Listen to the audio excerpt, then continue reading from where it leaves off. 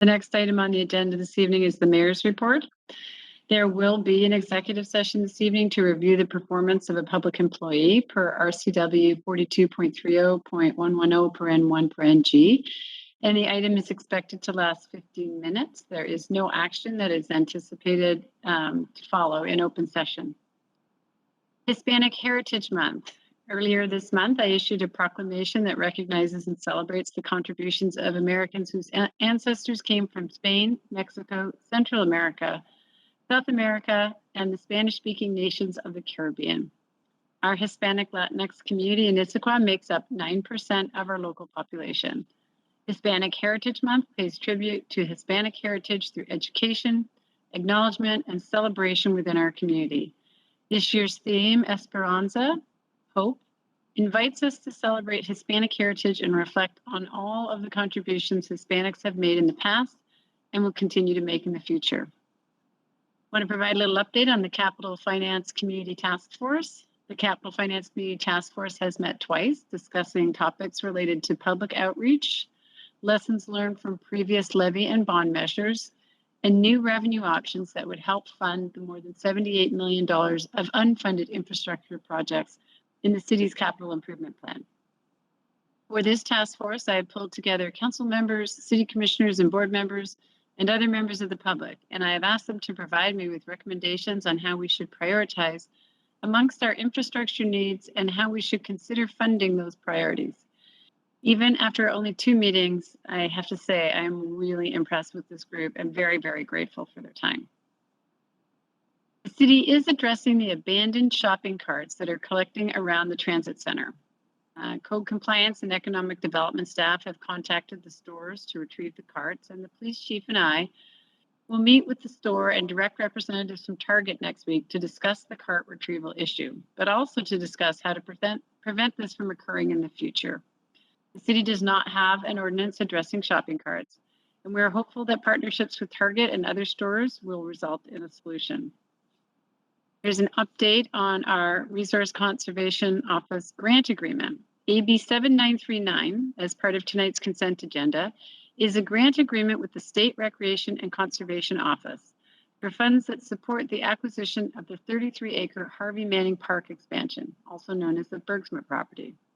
The grant award from the state represents the final piece of the funding strategy identified at the time of the acquisition approval in December 2018. At that time, the goal was to obtain $6.82 million in regional and state grants, with the remaining $3.82 million of the purchase being the final contribution by the city of Issaquah.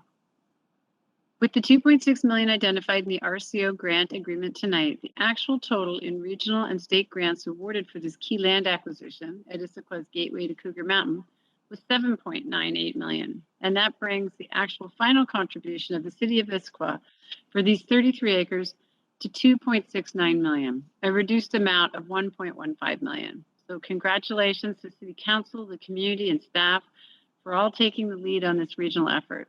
The courage and trust of City Council and the professional work of administration and staff to obtain these grant funds was a partnership to recognize and one to applaud. Trail design on this site has been underway this year, with construction proposed to begin next year. Harvey Manning Park will serve as the gateway and key trail connections from the central Issaquah area into the vast trail system of the Cougar Mountain Regional Park. It took a bold effort. They prepared a plan, and then they accomplished it. Also wanted to talk a bit about the newly forming Equity Board. Under the consent calendar this evening, we have the appointments of the new Equity Board. We had 23 outstanding community members from a wide variety of racial, ethnic, social, and economic backgrounds step forward to serve on the board. I wish we had a seat for everyone that had applied, and I'm very grateful to have such an amazing community support for this work. I'm honored to present you tonight the newly appointed members of the Equity Board, which consists of 9 regular members and 3 alternates. Part of the 12-member board are 2 youth representatives. The majority of the members are from the diverse communities within our community, and this group brings a wealth of knowledge and expertise, both personal and professional, related to equity, diversity, and inclusion. And I'm pleased to present them to the City Council for confirmation this evening. The new board will begin meeting in November. We're also having a virtual job fair. Many businesses are struggling to find employees, and we've responded by partnering with WorkSource and other Eastside cities to host a virtual job fair on November 18th from 10 a.m. to 2 p.m. Issaquah businesses can sign up for a no-cost virtual booth on the city's job fair webpage, issaquahwa.gov/jobs. The job fair is just one way that our economic development team is helping businesses. In the past 3 months, they've helped over 25 existing and potential businesses with city-related questions on licensing and permits, as well as made referrals to resources, workshops, and one-on-one advisor services.